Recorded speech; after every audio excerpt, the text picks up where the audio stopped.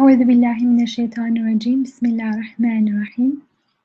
Welcome everyone to our weekly Quran class at Always Receiving Nur. A couple of weeks ago, we had started to study Surah 87, Surah Al-A'la, the Most High. And this is one of the early Quranic revelations given to the Prophet, peace be upon him. And it started with this key word, sabbih, glorify. And we had spent a good amount of time trying to understand what does it mean to glorify God? How do we glorify God? And Sister Yamina had taken us through a profound tour of tasbih, glorification, praise through the Quran. And last week, it was the first week of the month. And as you know, we have teleconference in the first week of each month.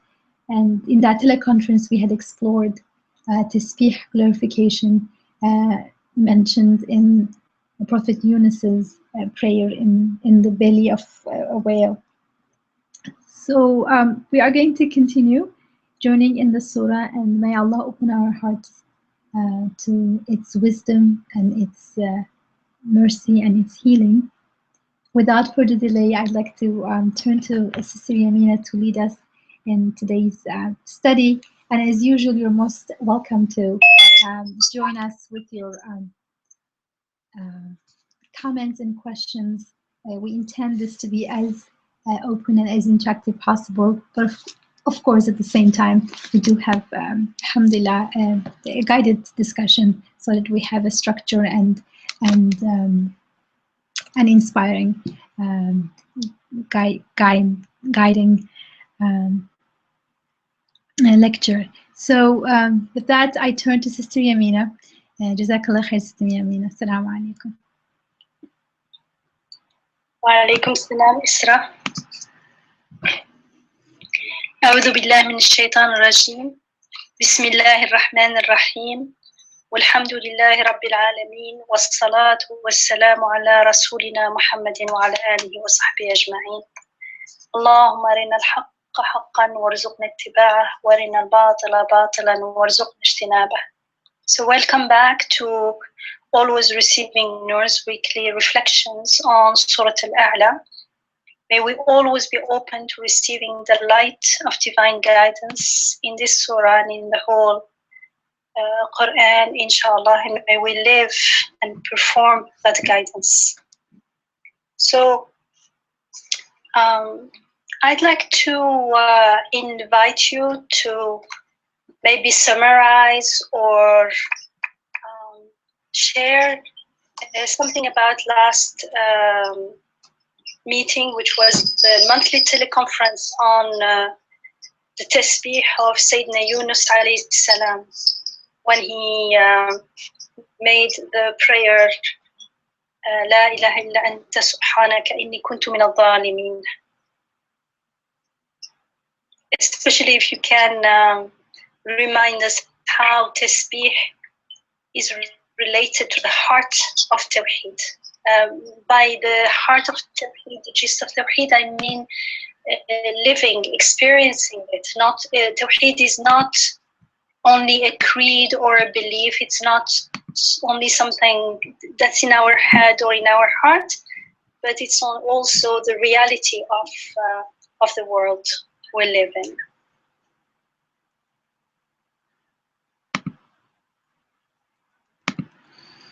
So anyone who would like to share, especially that I was not... I raised my hand, Yamina. I'm using the blue, there's a blue hand that I've discovered last time. So I have a blue hand up. I thought last time, mashallah, was beautiful because it's interesting how with the discussion we were, Sister Isra was leading the discussion with the story of Yunus, and then we were realizing many things. Like there was a flashlight. I think we had certain images that we stopped on. We stopped at an imagery of what made him leave. Like, you know, Allah describes him as ذهب مغاضبا, that he was angry. And then we try to reflect, why was he angry? Like, you know, what made him angry? And we connected with our own frustrations when we try to do something, like he was trying to do something for God, and he thought it's not happening. People are not changing as fast as he wants to. And then he knew that doom is coming, and the common sense, the wisdom was, okay, doom is coming, no one is changing. So he followed the wisdom and left. But yet there was, like, you know, there's the Allah is Ar-Rahman Ar-Rahim, the merciful, the compassionate. And when he was angry, he left because he thought it was from him. He has not done what he's supposed to do, and they have maybe not responded the way they were supposed to respond. So when he went in this state, you know, then the next stage is that, you know, he went into the dhulumat, in all these darknesses. And when he went in these darknesses, he was still maybe in that anger state, and maybe, I don't know now, in a panicking state. We don't know. He was not described. But only that extra dhulumat that he went in the whale, that extra, like, hardship actually, is when he realized that how he is definitely not in control, and how there is only one controller, La ilaha illa anta. And how subhanak, that Allah would never, there's nothing that's random, that Allah would do nothing to hurt. Everything is a learning experience. And then he came with the conclusion, definitely it was me who was the wrongdoer. And then we, you know, Allah in another place was reminding us, if he did not reach to this conclusion, he would have stayed in this dhulumat, in this darkness, till the day of judgment. So as if once we realize that there's no deity but Allah, and that there's nothing that happens without a wisdom, and the wisdom and compassion is part of everything. If we don't realize that, then we'll always stay in this dhulumat until the day of judgment. And then the final thing we highlighted, which sort of came to us at the end, was the reward. That the reward for him was that Allah sent him to 100,000 or more. And this time when he went to this 100,000 or more people, he went realizing that he is there to, and them are to enjoy this experience. Like, Allah he's the one who gives guidance. He and them are all there together in this experience. It's not, he cannot change people, he's just enjoying it. And the reward, it's interesting that his reward was to be sent back to more people. So I totally enjoyed it. I thought we need to have so many more halakas on this story. And that was my part. So I wonder what other people thought about how it reflected on their lives. And I'll stop now. Jazakallah khair, Yamina. And alhamdulillah, as-salama. We're so happy you're back. Alhamdulillah. Thank you for sharing, Alia.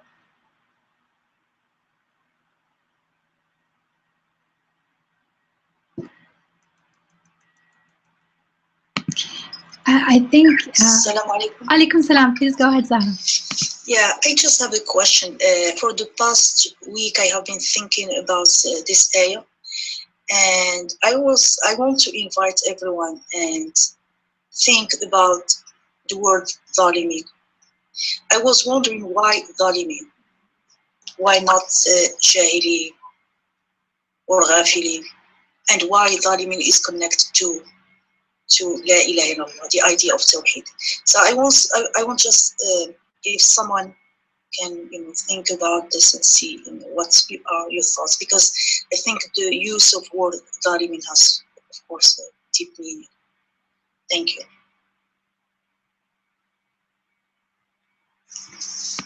So just to remind, the Yunus alayhi salam's dua was when he gets stuck in the belly of the whale, he says a beautiful prayer which the Quran cites and emphasizes, and it has three parts. It says La ilaha illa anta, there is no God except you. Subhanaka, subhanaka, so our key word subhanaka, I glorify you. You are free from all kinds of attribution of shortcoming or injustice or lack. Subhanak, you're free from all kind of shortcoming and so on. And then the third part, which Zahra is referring to, is Inni kuntu mina zalimin. Surely I have been among the wrongdoers, among the unjust. Another translation would be zalimin. And Zahra is asking why ظالمين, why say I was among the wrongdoers or oppressors. Yeah, transgressor, like to transgress. Yeah, why that instead of saying I forgot or I didn't know the depth of what's going on or so on. Like why not I was ignorant or I was unaware. That's a very good question, I think, to reflect on.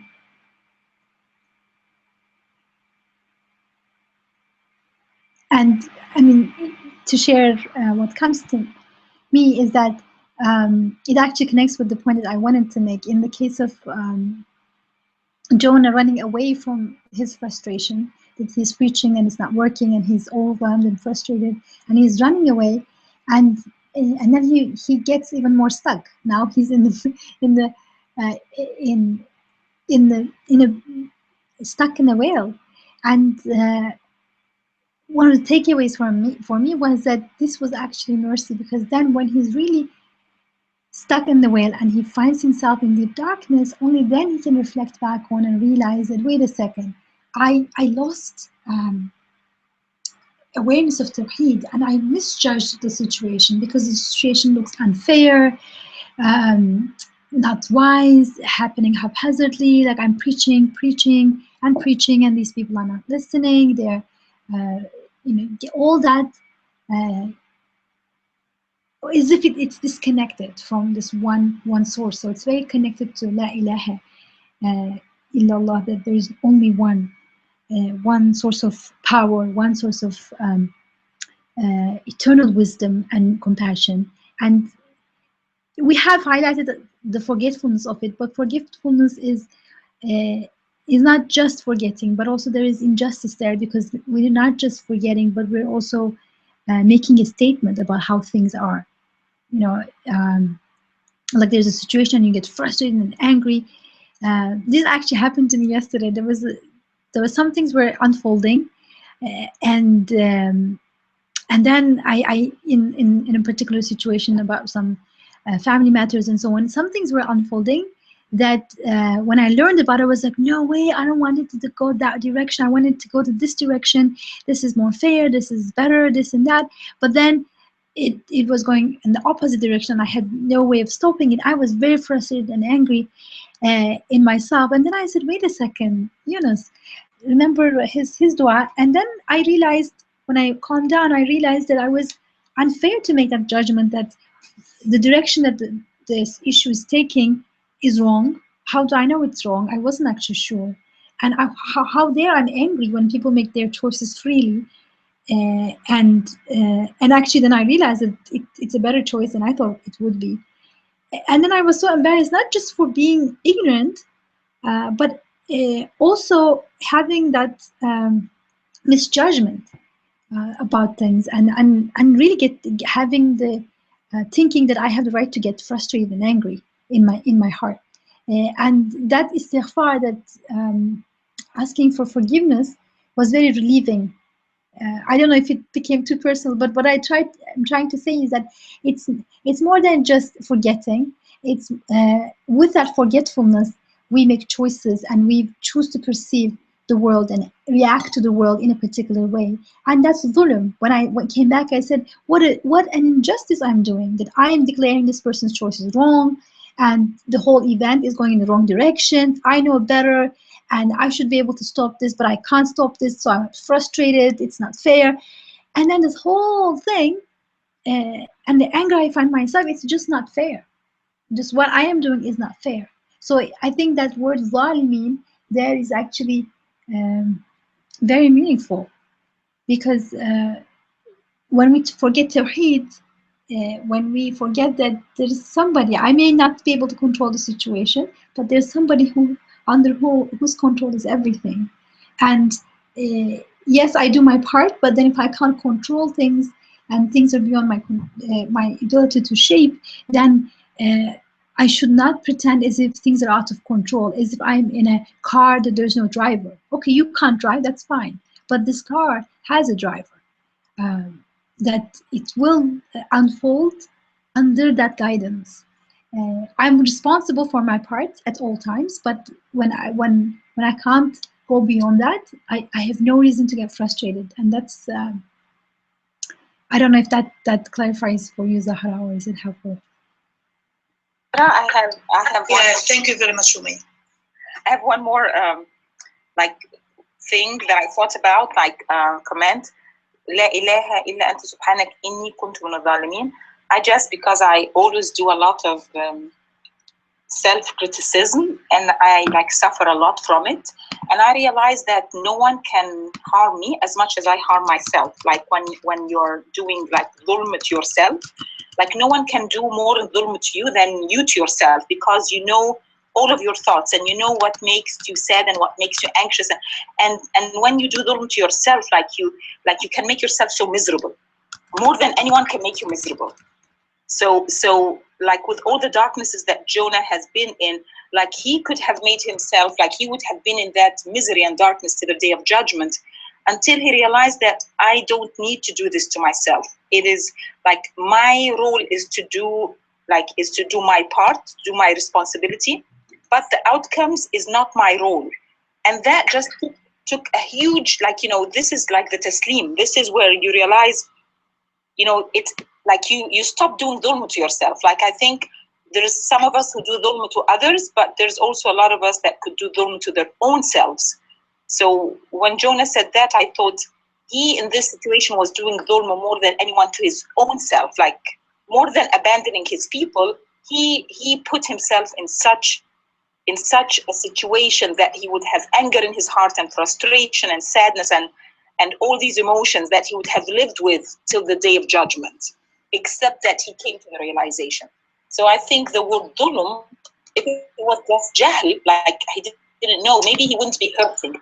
But dhulm is like when you actually transgress, there is an oppression, and there is pain. So he suffered that pain. I think dhulm was meant because there is pain that he had to go through. Hello, Assalamu alaikum.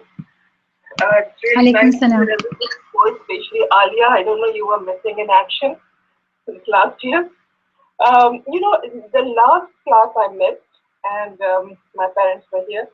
My assessment of this, rather the feel of this famous ayat was this, that Yunus alayhi salam, you know, he made a very premature judgment. But also, what about the usually the prophets, you know, they wait for Allah subhanahu wa ta'ala to give the final judgment. But what about the people, you know? This is the only exception about the only qawm which asked for forgiveness. So my question was that forgiveness because of, what was the reason of, did they figure it out in himself or themselves? Or what happened that, you know, like Quran says, this is the only nation which, you know, is the exception, that the prophet came and they listened to him, and, you know, most of the prophets were not listened and were ridiculed and all that stuff.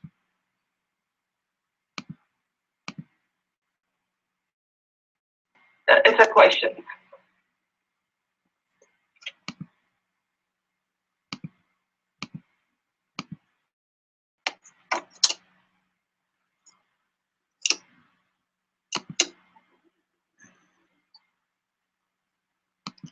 Yeah, that's a very interesting point. And I wish we had the verse in front of us, or maybe another time we can plan to look at the actual verse. How is it worded? Because I think it says it's the only people whose judgment were reversed or something. I'm not sure, so I don't want to say anything without looking at the actual verse. But that's an interesting exception, and if it wasn't important, the Quran would not have mentioned it. So as Yunus alayhi salam goes through a transformation, the people, his audience, also goes through an extraordinary transformation. So much so that it's mentioned as an exception in the history of all human beings. And not through his work, Isra. I think the most important point is that they went to the transformation without him being there. Like you know, that God made him realize who could make the transformation. that didn't happen with him there. So he realized, for him to realize it's not your work and your credit. You just do your work. I change the hearts. And his work was to realize and make that dua, that prayer, with that awareness. It's not easy to explain. That's why Isra is right to answer this question. We need a whole, maybe like a whole session. But it is a very, very interesting issue.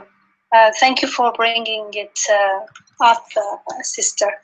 It is very interesting how they are related, although, as Alia emphasized, not through Yunus alayhi salam actually doing something for them, but at the same time, his transformation, what he did realize for himself, somehow was related to or had an impact on the others, unbeknown to him.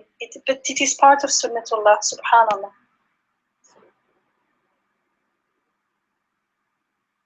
So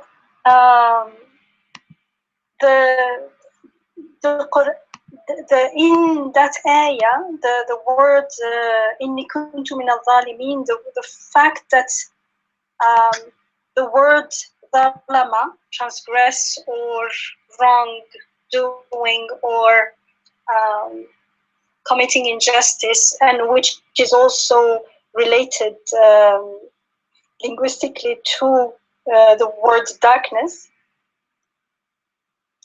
is used, and we've seen through the reflections and comments and sharings that it is actually an appropriate description of the fact what's going on is more than just being ignorant. There is something going on that is really transgression, and there is judgment, misjudgment actually, or misplaced judgment. There is misperception, and the fact also that that particular word is used in itself is also guidance, because it is reminding us that unless I am aware that I transgressed, that I'm a transgressor, and unless I realize and feel it, that I am a zalim, and that comes with the pain that it brings, as Alia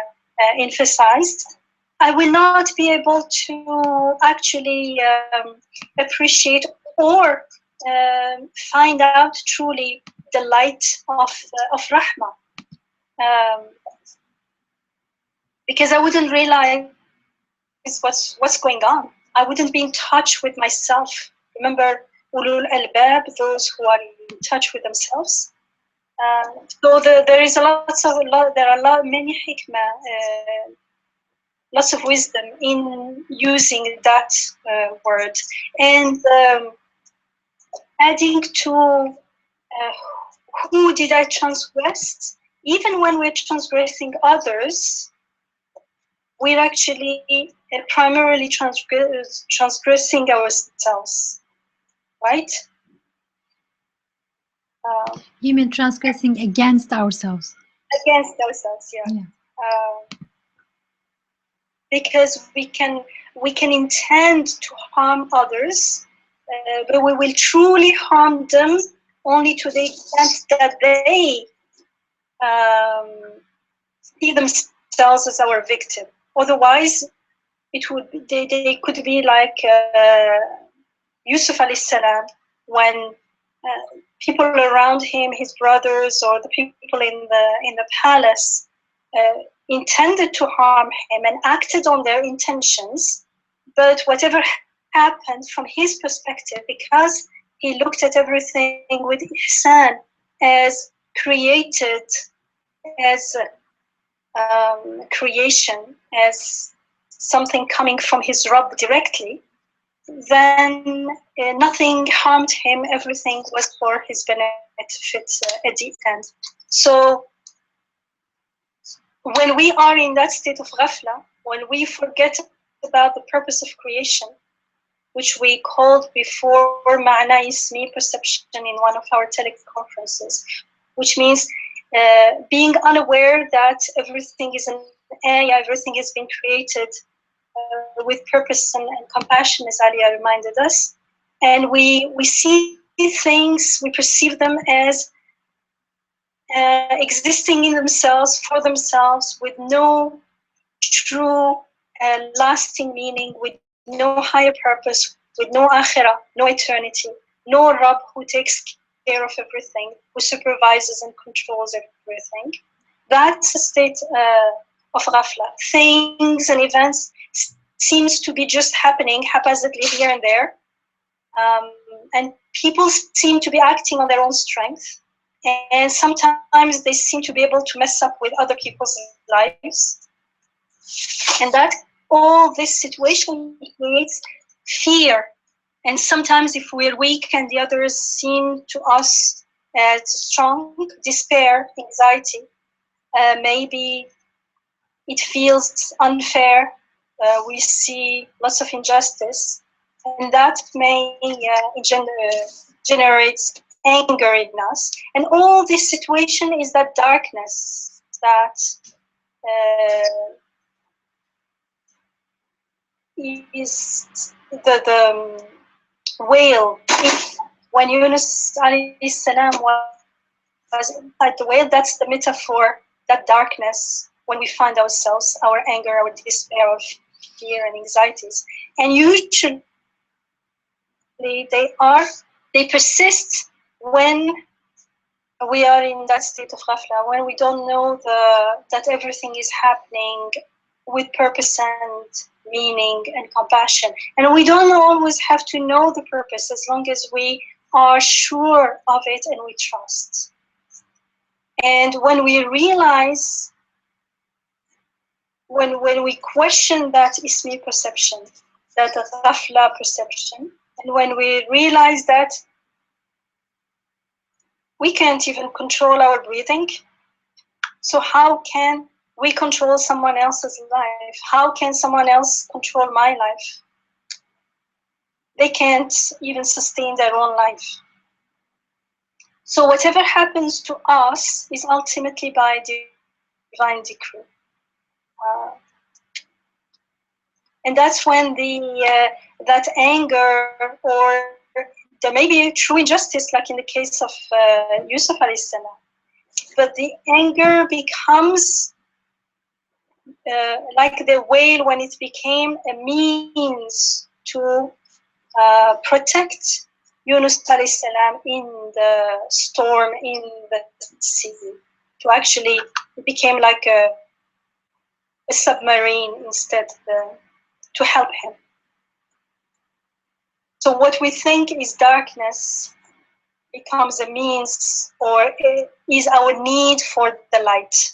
What makes us eventually look for the light and appreciate it when it's given to us. So when we're in that state, when we are connected to our Rabb, then we realize that if something good is meant for us, no one can stop it. And stop it from reaching us. And if it's not meant to be, no one can make it happen. As we reminded in the Quran, for instance, in Surah Al-Fatir, we told, ما يفتح الله للناس من رحمة فلا ممسك لها ولا يمسك فلا مضل له من بعده وهو العزيز الحكيم. Whatever rahmah, whatever grace God opens up to people, no one can withhold it. And whatever He withholds, no one can release, subhanAllah. Why? Because He alone is almighty, truly wise. And I like that it's nice that it ends with Al-Aziz Al-Hakim, and because it reminds us that yes, no one can help. He is the one who has everything under control, But alhamdulillah, he is wise. It doesn't happen happenstantly. Everything is happening on purpose, with meaning, with wisdom.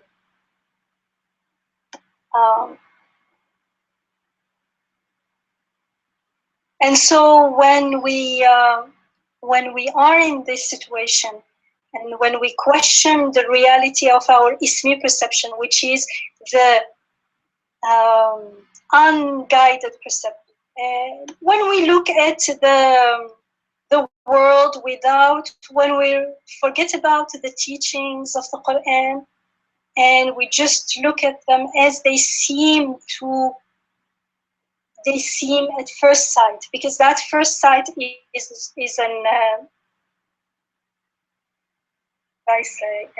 misguided first sight, because it looks like I am here, I exist on my own, but the moment I question it, it's not true. Without the air that's all around me, I won't last long, for instance.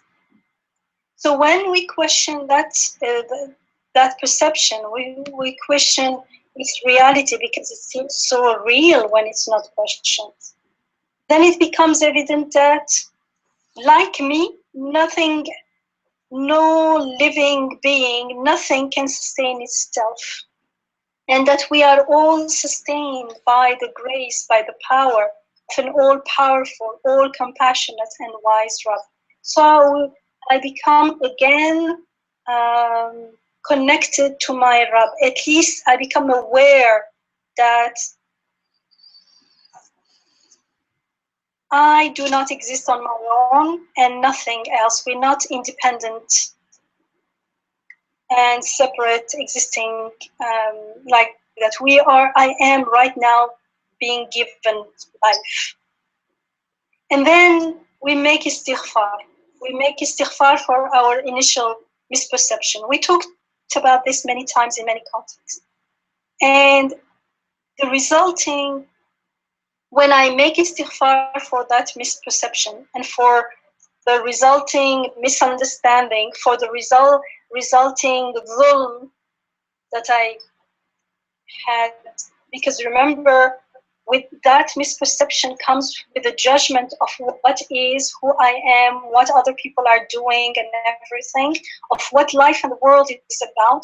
And the result of that misunderstanding was pain and fear and anxiety and anger. And if we act on the anger, that's going to be quite messy. So there is definitely dhulm going on there. And so when I make istighfar about it, I'm making tasbih of my Rabb. As Israel reminded us, when we say Subhana Rabbi al-A'la, when we say Subhanallah, we're actually saying you are free from any shortcoming, from any fault. Everything is perfect. That's not easy to say. When we think about it as you are perfect, my Rabb, yes, it seems easy intellectually, but come back. This means that whatever is created, whatever we are experiencing, is also always the best. And if it doesn't seem the best, it's because I don't know, because I don't know the whole image. I'm judging on a very, even right now, I don't know all the components of all the aspects of one event, let alone in time, let alone in the future. SubhanAllah. So the more I become aware of how limited I am, the more I become in that state. I start prostrating, and the more I remain in that position, in that head, in that mode of prostration, knowing my limits, then Sister Yamina, I get to SubhanAllah. Mhm. Yes. I have a question here. So, could you a bit clarify what you mean by everything being perfect? Because, subhanallah, making tasbih, glorifying God, I believe I understand glorifying God in the sense of declaring that He's free from all faults and shortcoming.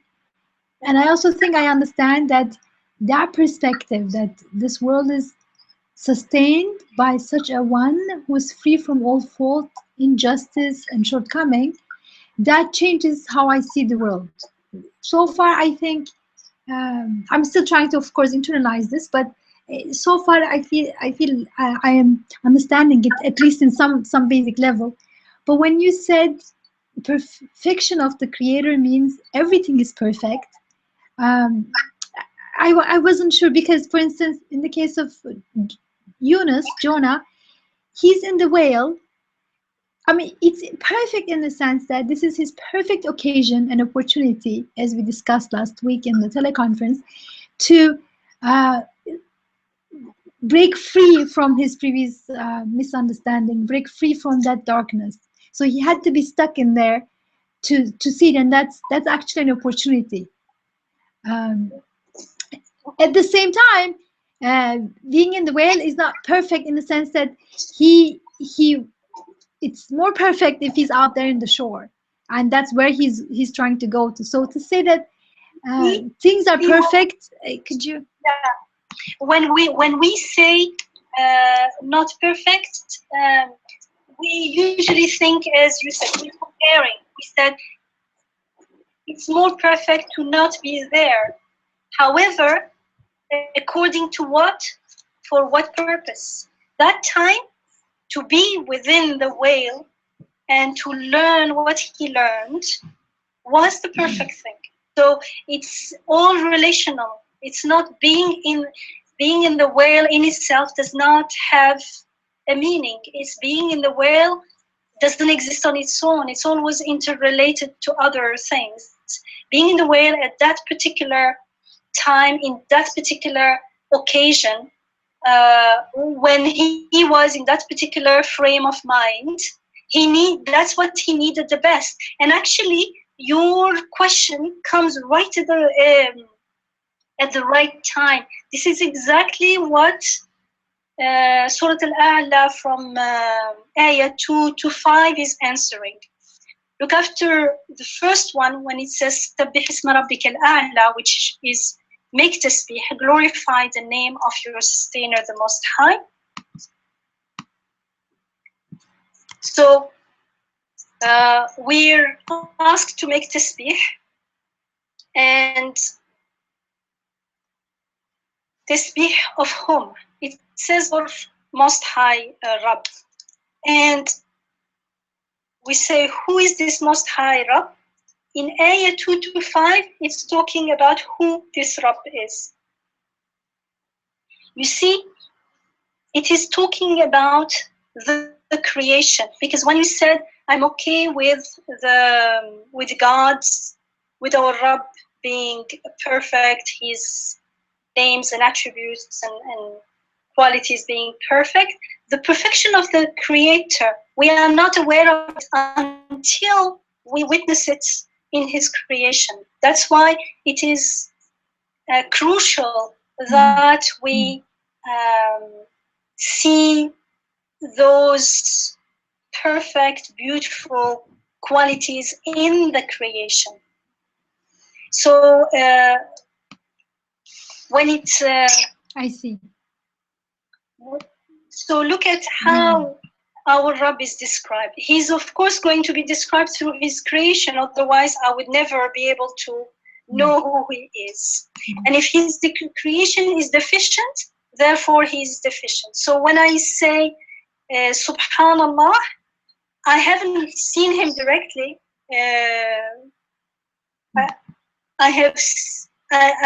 It means I understand the wisdom. The wisdom is perfect. It doesn't mean that one particular creation. Okay, I get you more. I like your question. It's very helpful. Mm-hmm. And because at that time. Because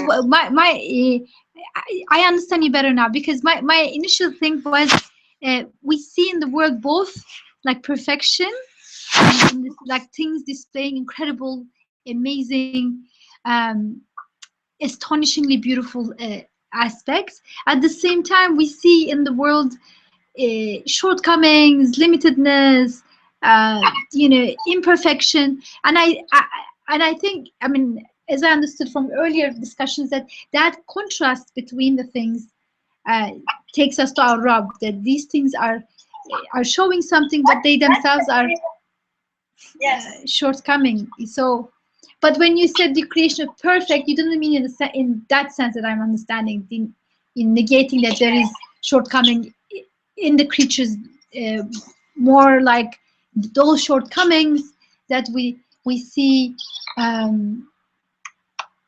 That's part of that perfection, pointing to the perfect one. And, Yamina, Isra, can I say something?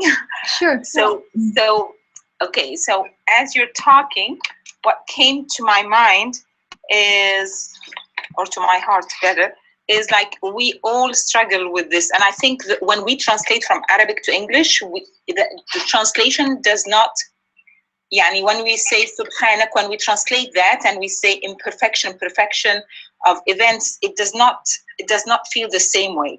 So I at least the word that I'm feeling more comfortable when I hear is when we think that things are random, then these things scare us, like, randomness, like when we feel it's random, it's scary.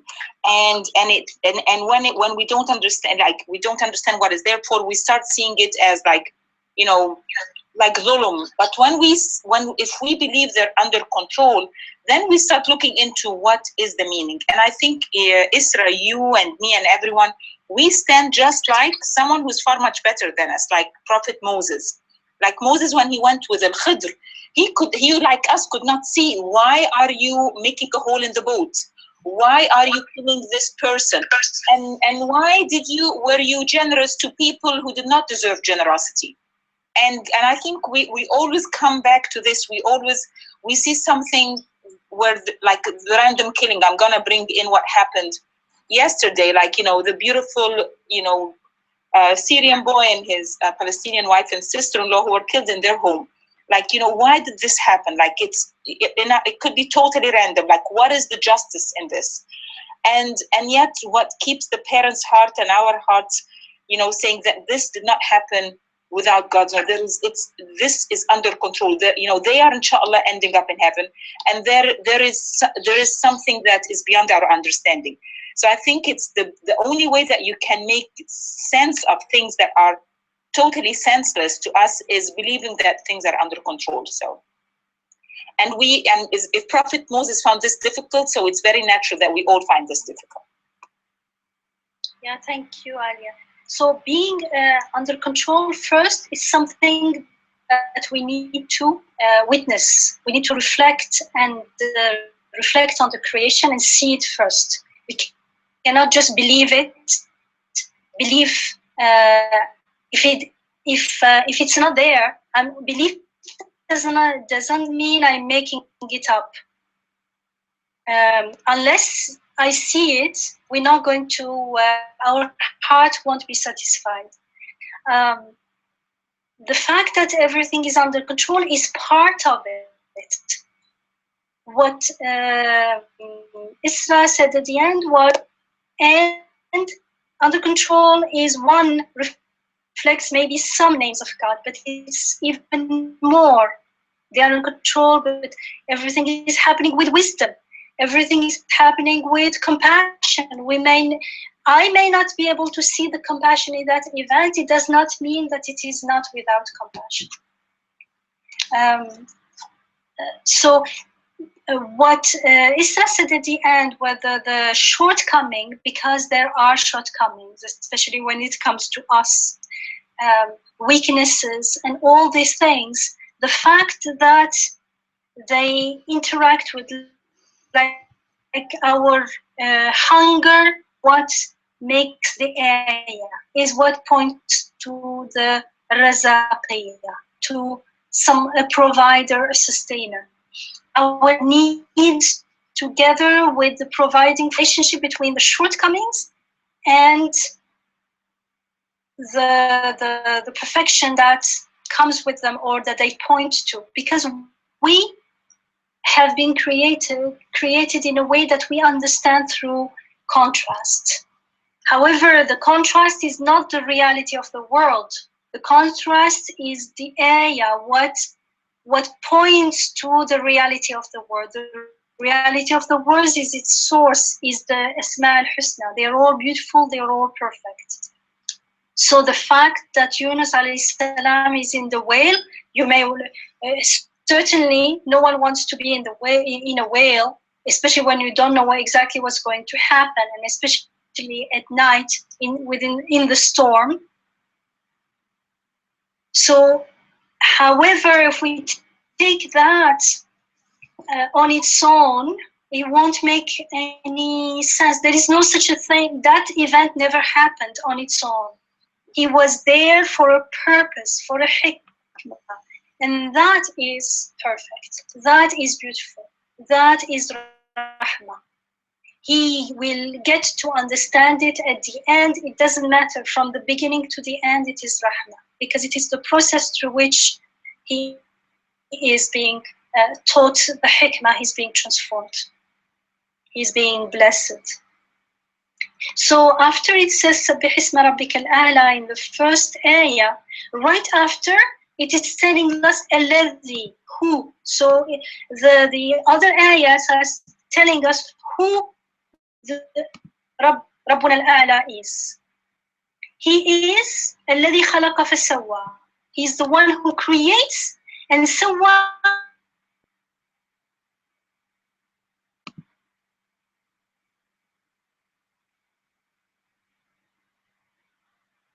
He provides it with whatever is needed for its sustenance.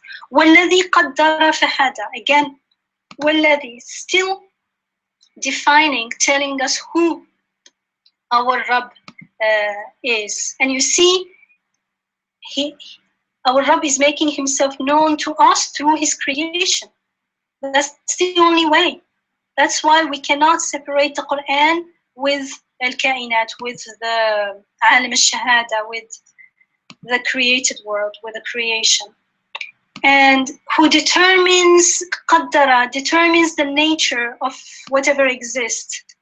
And fahada, and then he guides it.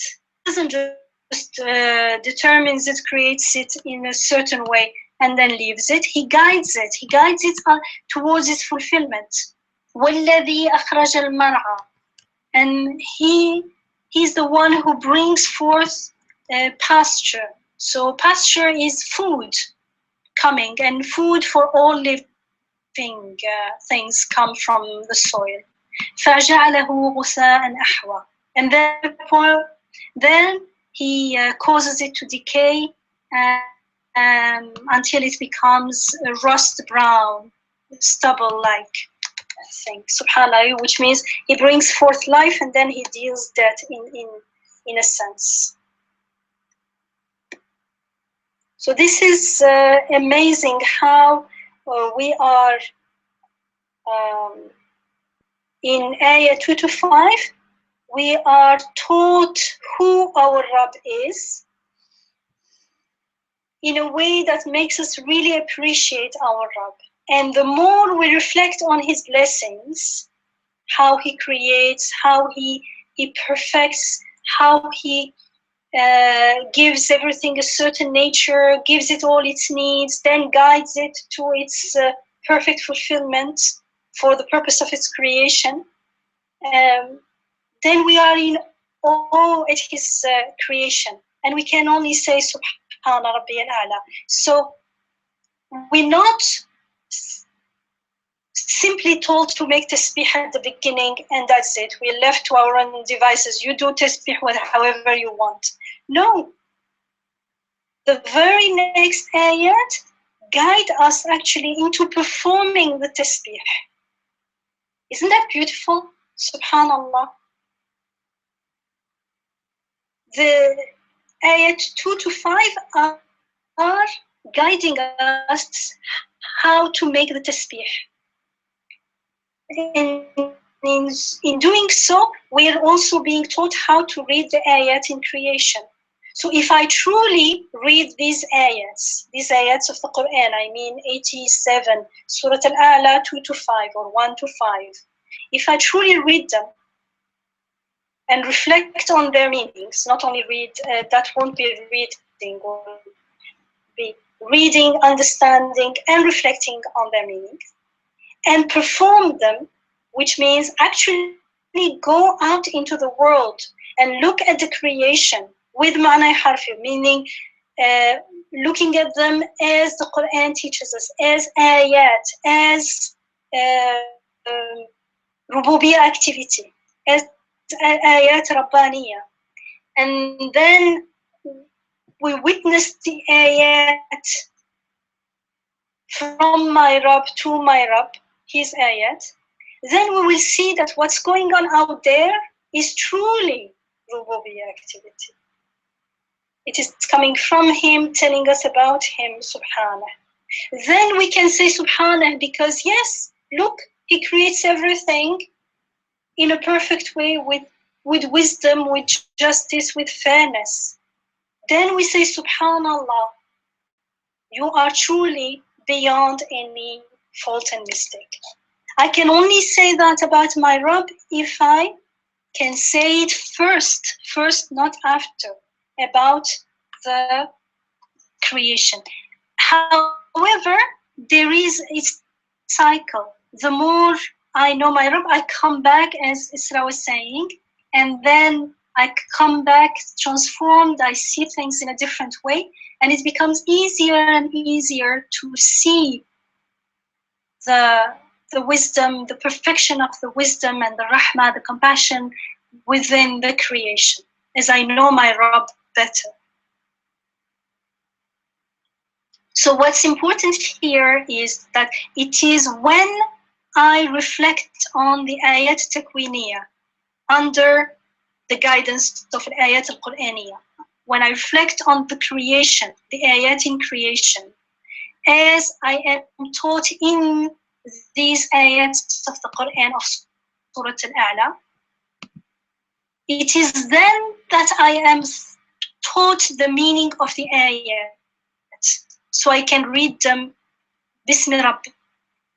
It is then that it is through reading those ayat, through reflecting on them outside in the world, that I will be performing my the tasbih. So tasbih is not only a word, it is something that is lived, that is performed like the shahada. And it is so the tasbih is really reading the ayat Bismi Rabbi, as we discussed in one of our teleconferences on the first revealed ayah, which is Iqra' Bismi Rabbika alladhi khalaq in Surah Al-Alaq. And so we understand now how tasbih in this surah, in Surah Al-Alaq, is related to qira'ah, to Iqra'. And that is when we make tasbih. And we know our Rabb, as it is described in 2 to 5, that we are made to read the ayat, as it says in the 6th ayah of this surah, سَنُقْرِئُكَ فَلَا تَنْسَى. So usually this is understood, سَنُقْرِئُكَ الْقُرْآنِ, which is right. Reading the Quran, we will make you to read so that you do not forget. And remember, when we do not forget, we are not in a state of ghafla. We are making dhikr, and tasbih itself is dhikr. And so it includes the reading the Quran, because it is the Quran that teaches us how to read and decipher the ayat, the creational ayat out there in the world. And it is this feature of the Quran that it makes, it translates, and let's say translates the ayat takwiniya. It is this feature that makes it so special. personally, I think this is very, very important. It makes the Quran so valuable. Why? Because it is relevant to each of us here and now. Sister Yamina, I find this interpretation very striking. This verse that says, "We will make you read so that you do not forget," because I never thought that this ayah directly speaks to me. I mean, it does, I'm sure, but I never thought that it did, because I always thought, "سَنُقْرِئُكَ," we will read to you, and you hear singular, and you shall not forget. I always thought that this is talking to Prophet ﷺ and saying that the Quran will be recited to him, and he will not forget, so he can convey it to humanity, which is still true, which is there as well. I just didn't think how this could apply to me, because I am not becoming a prophet who will be hearing a recitation and remembering it. So I find it very striking. So you're saying, in addition to that meaning, we can also, because really the passage is very open here. He's saying "سَنُقْرِئُكَ," but what is it going to be read? It can be, yes, the ayats of the Quran, but then the same Quran talks about the world as ayat, as signs. So reading the ayats of the world, and that as we read it, God teaches us how to read these ayat in the world, and as we read it, we shall not forget, in the sense that we shall not fall into unawareness. It's exciting, because I never. Actually, this week I was teaching this to my students, and when we passed through this verse, I said, "How could this verse apply to me?" And I was like, "I don't know." And subhanallah, now this is an emphasis you're making, and I think it's very striking that "سَنُقْرِئُكَ فَلَا تَنْسَ" is speaking to the Prophet, at the same time speaking to all of us, every single one of us. So Isra, you have witnessed how God answers your question.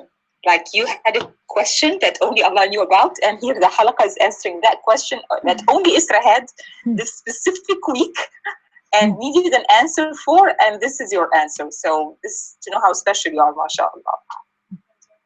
And for all of us to witness it happening. Yeah, subhanallah. It's the same with Surah Al-Alaq. اقرأ باسم ربك الذي خلق. The first revelation was just اقرأ. There was lots of people will say it's اقرأ al-Quran, but that time there was no Quran.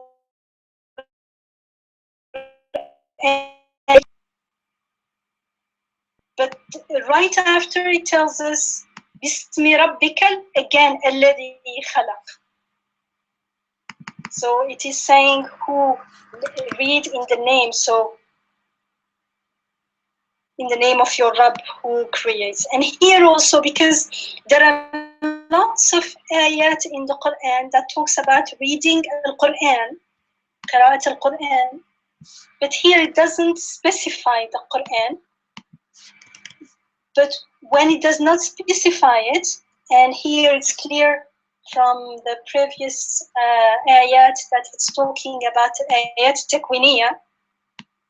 However, in the Quran, you cannot separate them, because ayat 2, ayat 3, ayat 4, ayat 5, they are all ayat Quraniya referring to ayat takwiniya. Subhanallah, just so beautiful. That's what makes the Quran so beautiful, so valuable, so special, and so because it is relevant to each one of us here and now. Subhanallah, I found this just so amazing. That's what the Quran is such a beautiful treasure.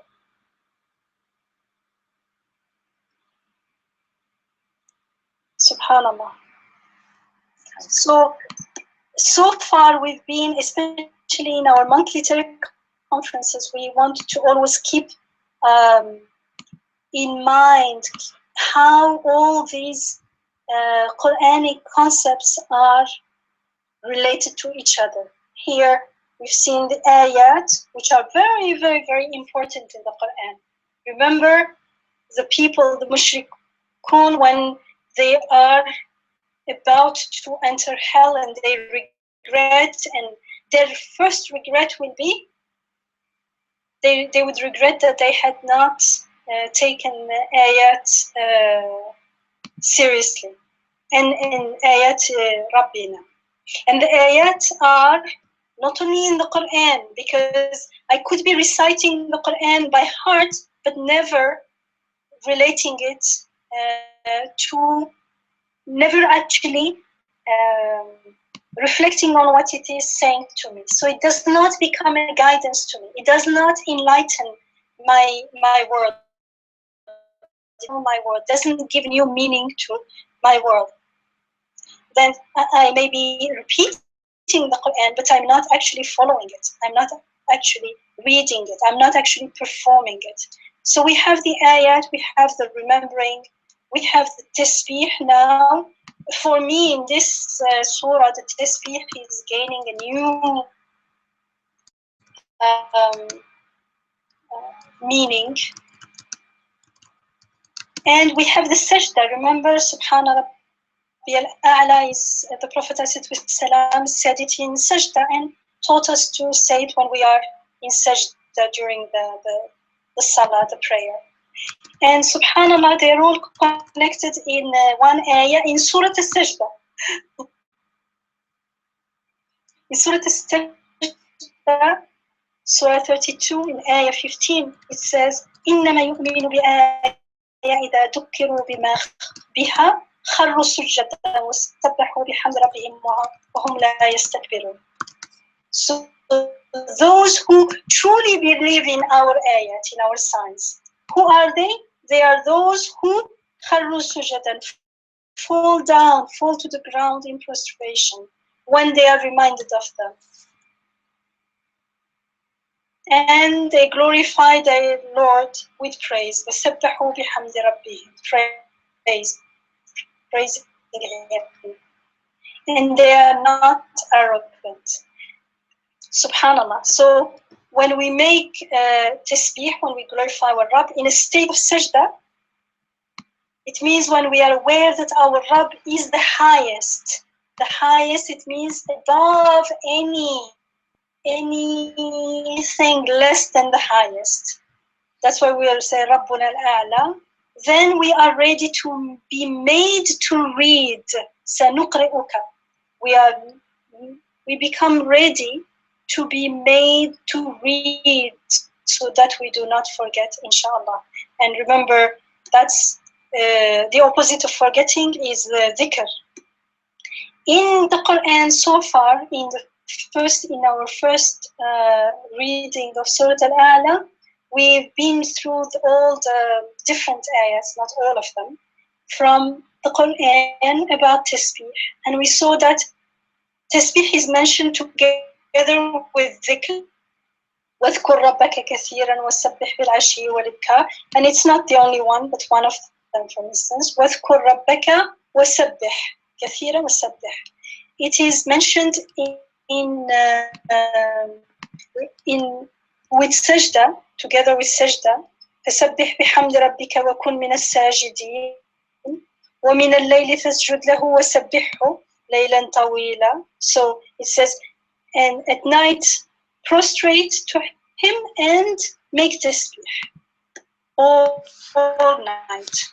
And sabbih bihamdihi many times. There is also sabr. فاصبر على ما يقولون وسبح بحمد ربك. Sabr and hamd together. There is واصبر لحكم ربك فإنك بأعيننا وسبح بحمد ربك. Again, sabr and tasbih together with hamd.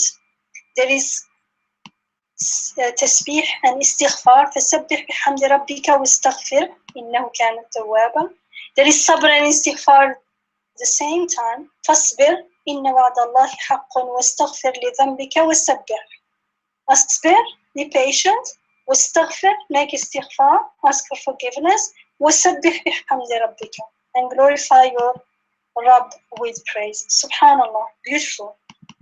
In this surah, there is for me, a new meaning of tasbih. And tasbih here it's like a new awareness. When we are reading the ayat, for instance, in here, سبح اسم ربك الأعلى الذي خلق فسوى. So we are reading the ayat outside and seeing how he created everything and gave them all what is needed for them to sustain their lives. والذي قدر فهدى والذي أخرج المرعى. Actually, what we're doing, we are reading the ayat, not only in Surah Al-A'la, but together. I can only read this ayah if I go and actually read the ayat. I go and see that the mar'a is truly herbage and pasture is truly being brought out. And فَجَلَهُ غُثَاءً أَحْوَى, it's truly everything is turning from green to dark to decaying and being like dust and waste. When I'm doing this, which means when I'm reading the ayat, that is my tasbih. So I make it with the awareness of tasbih, with the awareness that, subhanallah, look how he's creating how all these things are going on. My Rabb creates so beautifully.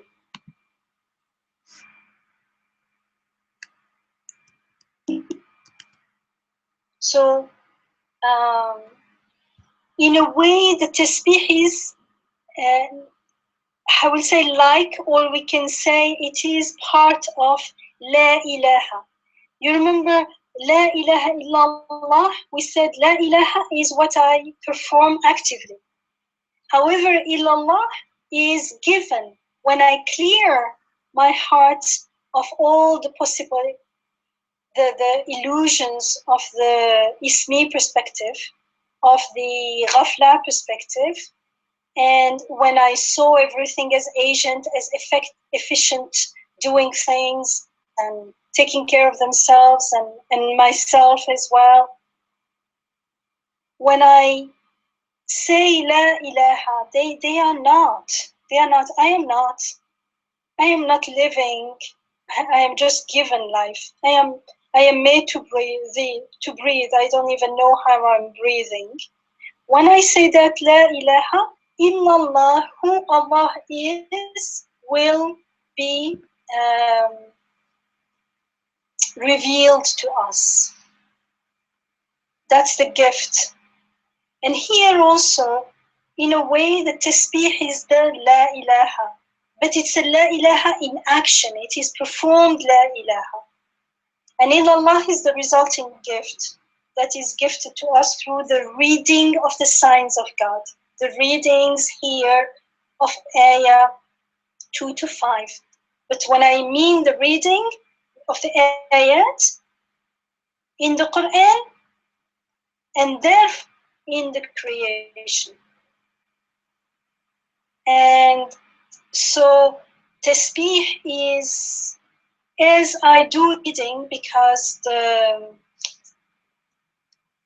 meaning of the signs, the messengers of the ayat are going to unfold to us when we read them, we actually are not truly reading them. I actually just go and reflect and wait and ask, and I am made to read سَنُقْرِئُكَ.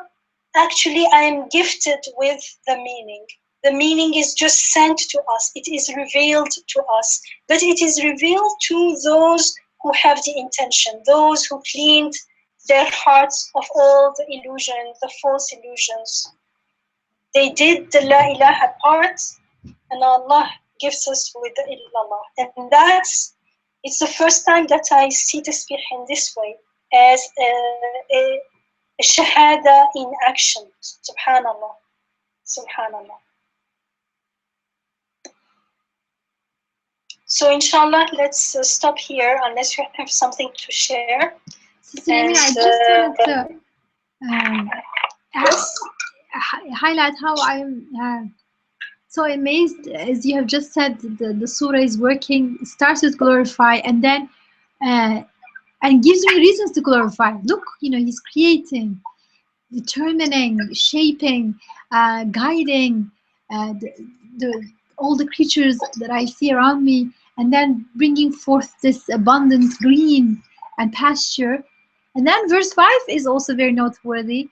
When you were talking about La ilaha, negating any other gods other than this one God. The connection with verse 5, it connected with verse 5 for me, because verse 5 then turns to how things decay and they wither away, and almost saying that that's why you can't worship these things, because there is this abundance, this beauty, this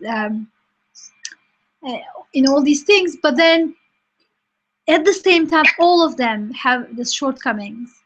And one major shortcoming is that they pass away and they wither away. It's not just the green that withers away. This, I think, kind of symbolizes everything else that we find is amazing. And then the next thing we know, it is not imperfect in that sense, but it's decaying and withering away, and that's why we can't worship it. We have to turn our gaze to the one who brings abundance from nowhere, and then also as a sign for us turns it back, to this decayed stubble. And that's also came out to be so beautiful. The instructions are so actually clear. Glorify, what does it mean? Look what he's doing. Look the amazing creation around you, and then also look at how this creation is withering away and then replaced by new ones, and they wither away, replaced by new ones. Do you see this? You can't worship this thing, but you can worship the amazing one behind all this, and glorify him. I just thought like the whole first 5 verses just became so interconnected and flowing so beautifully for me. It makes us make the tasbih and say the tasbih. Subhanallah, you just say Subhanallah. Especially can you imagine if you go out actually on the field and witnessed it, there is only one thing to say, Subhanallah. Sister Yamina, we need to have a field trip component to the halakah. As a side note. Yeah. Yes. Sister Yamina, I just wanted to make one comment on verse number 3 and 4.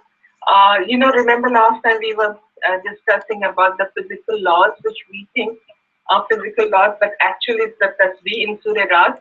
It's the tasbih that they are doing. In the same way, in the verse 3 and 4, Allah subhanahu wa ta'ala is mentioning, when he says before that, وَالَّذِي قَدَّرَ فَهَدَى, he's mentioning this plant cycle, without which, the plants can't live, because first of all, these plants die and then they become compost, and this compost is so nutritious, full of nitrogen, that it provides, the food, the nitrogen for the other plants. So this is a plant cycle, and it is extremely measured. The amount of nitrogen in the atmosphere remains constant, and this is micromanaging. It's like Fahada would be. I think this plant cycle is important. That I just wanted to, because I'm into gardening, so it's very difficult for me not to talk about it. Yeah, it is. Thank you for sharing that. It's actually amazing the more you think about it, because especially on Ayah 5, as Isra just pointed out, the fact that everything is green in 4, and then in 5 they wither and dry. So from one perspective, it's life and death, like everything is in itself impermanent. At the same time, as you just said, there is a cycle of the what you think is waste is and useless is actually food for the living plant again. So the plant itself is food for higher living beings, animals and humans. And when we think it's waste, it becomes something else, which also is again another sign that it itself is not doing it and it's not aware of it, because it is the dead plant that is being used as a means to giving life to something else. So someone is truly qaddara fahada, is truly the one who is measuring everything and is taking care of the needs of everything. Subhanallah, there is lots of rububiyyah going on out there. And it's not only compost, but it's also all the, how would you call them, fossils? Fossil fuel and, the fossil fuels like oil and gas and coal, and they're all ghutha that has been fossilized for in a long time. Everything is recycled. It's actually, if we are just reflecting on the whole meaning, because if you look at the words one by one, the fact that ghutha and ahwa is used, that's also so beautiful. And the fact that ghutha and ahwa is used also, for me, when you read it in Arabic, it makes you stop. 5 is a stop, because from 2 to 4, like you're amazed and all this, it seems positive. Again, it's that superficial perception. Okay, he creates, he gives, he did, and then ghutha and ahwa became dark, and when things start rotting, the green starts getting darker and darker, blackish, and it becomes ghutha. Is like, it means both greenery clustered together, but it also means waste pieces of plants and things. So it makes you stop. It makes, to me, when I read it, it makes me stop. Like, weren't we talking about beautiful things? Yeah. Actually, that compost is so important that, the mulch that we put on plants, around the plants, that mulch is compost. And it's very important for the growth of and the health of the plant. But you see, only when you stop and reflect. When we don't reflect, when I say ghutha and ahwa, I imagine something, because ahwa is dark, so I imagine something unwanted, waste, like rubbish kind of thing. And when it seems like it doesn't match in the whole thing, but then that's what makes me stop. And when you stop and you think about it, really, doesn't it match? And it does match beautifully. In both in the sense, as Isra emphasized, that everything in itself is dying and impermanent, and in the sense, as Isra reminded us, that there is a cycle. Someone is taking care of it. Definitely, it can't be they themselves, because they are part of the cycle. لا يخلقون شيئا وهم يخلقون. They cannot create anything because they themselves are created. And what is beautiful there is it interrupts our taking things for granted perception, ghafla perception, because it says, like, who said it was not beautiful? Who said it was ugly or waste or rubbish? That's a ni'mah as well. It is a blessing for something else. It is useful, it is good, it is created. What you think at first sight is waste is also created with rahmah, created with wisdom. Subhanallah, with justice.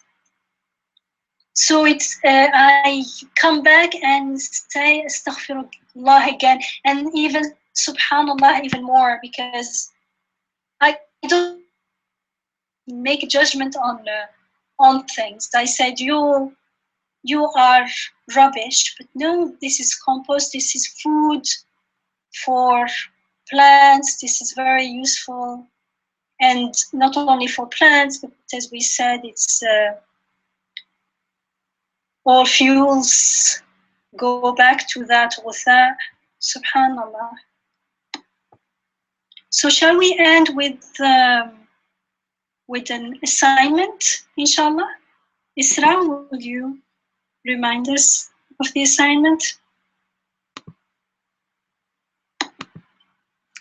You mean our general assignment?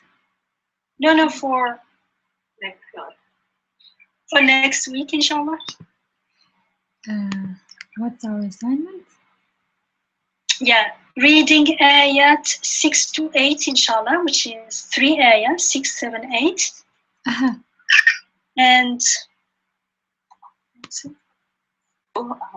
also looking into the signs ourselves. I think we need to keep making our own tasbih, like practicing making this tasbih, practicing. for Alia. Yeah, practicing. I think I keep saying the same thing, like our reactions are based on what we have done all the time. So when I get scared because I get scared all the time. And when people want to change their reactions, they spend a lot of time, even like when you're playing tennis, when you're playing, when you're swimming, it's like, yeah, you don't have it.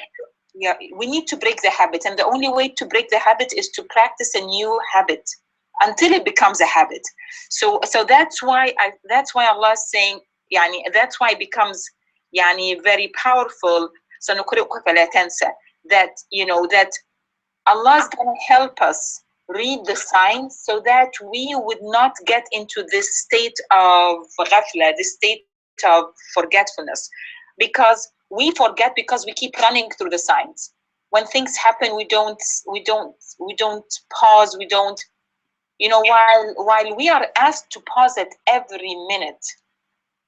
Like, Isra, Jazallah khair, she has taught me, like, Isra was in Charlottesville for a time, and she has taught me, like, whenever she would eat, even if she would drink a sip of water, Jazakallah khair, Isra, I always see you doing that, she will sit down to drink her sip of water. And I keep trying to sit down to drink my sip of water. A lot of times I can't. I try to sit down when I'm eating, and I say, subhanallah, Allah sent me Isra to show me, like, to sit down even when you drink a sip of water, but we keep running. And Allah says, no, not only sit down, but sit down and, look into your food. Look into it. Like, He wants us to see the signs and to slow down so that we don't forget. And then at the end of the day, if we forget, we become transgressors to ourselves. We feel frustrated, we feel angry, or we feel overwhelmed, or we feel depressed, or all those feelings because we forget. So inshallah, bismillah, we make taqdeed niyyah that inshallah Allah will help us to witness and to realize that witnessing and tasbih are like interconnected. May we become from the musabbihin and the witnesses. Ameen. Jazakallah khair. In practice, Alia, slowing down is very important. If you are walking fast and then suddenly you realize you forgot something, what do? You want to remember it, what do? Do you carry on walking very fast and trying to remember? You mean you stop and try to remember it? Like, you stop? Yeah, usually people either stop or slow down. Yeah. And we are going very fast. We think we are achieving things, doing things, but like if we are going in the wrong direction, remember it's all about istiqamah. If we're going in the wrong direction, going very fast is actually against us, not for us. It's not a good thing. So it's not about going fast, it's firstly about going in the right direction. That's why the Prophet ﷺ says, شيبتني استقم كما أمرت. So we have, because it's very easy to go out of the way, we need to first, priority is to be on the right way. Second, speed is not, as you said with Sayyidina Yunus alayhi salam, the speed or what he was doing with them is not the point. The point is to be aware of the ubudiyah, to be in a state of ubudiyah. When we truly see ourselves as abd, that's our istiqamah is always find our Rabb and find the rububiyah everywhere, then we will definitely, our life will slow down. It does not mean that we will achieve less. There will be more barakah, because we will be guided directly to the shortest path to wherever we want to be. But usually when we're in a state of ghafla, we're completely like, it's almost like an unspoken panic. We're just like going all over, trying to achieve things that we don't really know what it is. It's a very, if you really stop and think about it, it's very sad situation that we put ourselves in. Can I make a comment? Alia was just mentioning about sitting and drinking water medically. You know, Yes. what happens when you sit and drink water, the water goes in the stomach, and the stomach can use it in processing food and all that. But when you stand, sometimes I think the water goes directly into your intestines, especially if the stomach is empty, you know. So I think there is another hadith of Prophet ﷺ saying that, you know, the people who stand up, it goes directly into the intestines and bypassing the stomach, while the stomach needs water for processing, you know, churning the food and all that stuff. Yeah, subhanAllah, there's always an added on, like when you said like compass, there's an always added on barakah from slowing down and witnessing and making tasbih. And so then from a believer's point of view, you will do it to make tasbih and to witness.